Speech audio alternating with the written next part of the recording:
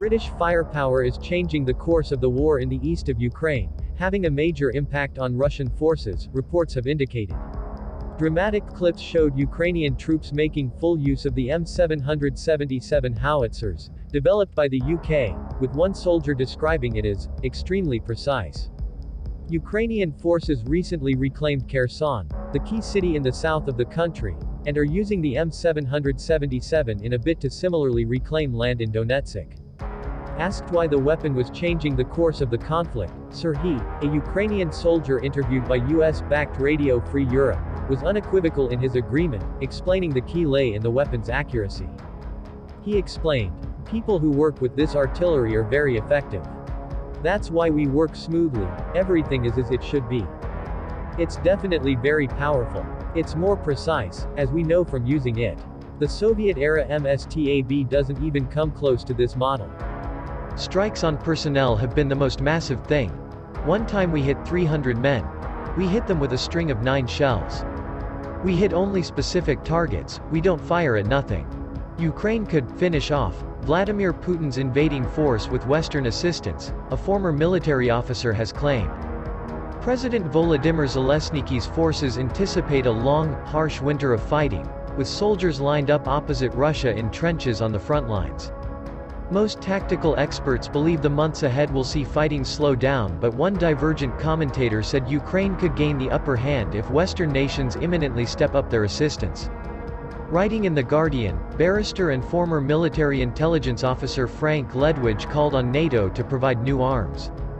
Mr. Ledwidge, who once served in the Balkans, Iraq and Afghanistan, said that with additional firepower, Mr. Zelensky's troops could finish off Putin and Russia. He said the country is currently under-equipped, lacking the tanks, missiles and aircraft to regain lost territory. Western nations like the US that are serious about helping to protect Ukraine should urgently consider supplying them with these arms. A Ukrainian nursery in Bakhmut has been destroyed by Russian missile strikes, with at least 2 people killed. Smoke can be seen pouring from the building, which had been painted in an array of colors for the children, as huge fires burned through the roofs. Donetsk Oblast Governor Pavlo Kirilenko reported that a further 11 people had been injured by the strikes, which also hit at least 3 private houses in the city. Russian claims to have captured several small towns surrounding the city, which is on the eastern front line, have been questioned.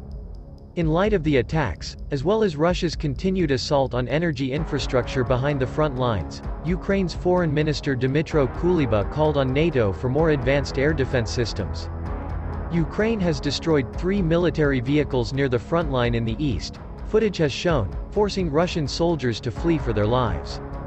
As fighting ramps up in the eastern regions following a retreat for Putin's forces from Kherson in the south, the footage shows dozens of Russian soldiers scrambling for shelter after being struck by Ukrainian anti-tank missiles.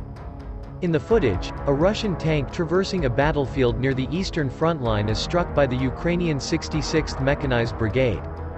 The brigade, which has been one of the most active in combat in the east, used anti-tank guided missiles to destroy the Russian tank. Solovyov, a close ally of President Putin and renowned Russian propagandist, suggested Moscow's authorities would seek out and silence individuals who criticized the state. The brutal threat followed Solovyov trying to justify why the Kremlin plot to seize Ukraine was progressing so slowly as the winter months draw in. Speaking on his radio show, Solovyov said, "Here's what one man wrote to me, someone by the name of Viktor Rozumovsky. Maybe it's time to stop presenting lies as the truth. Stop deceiving people."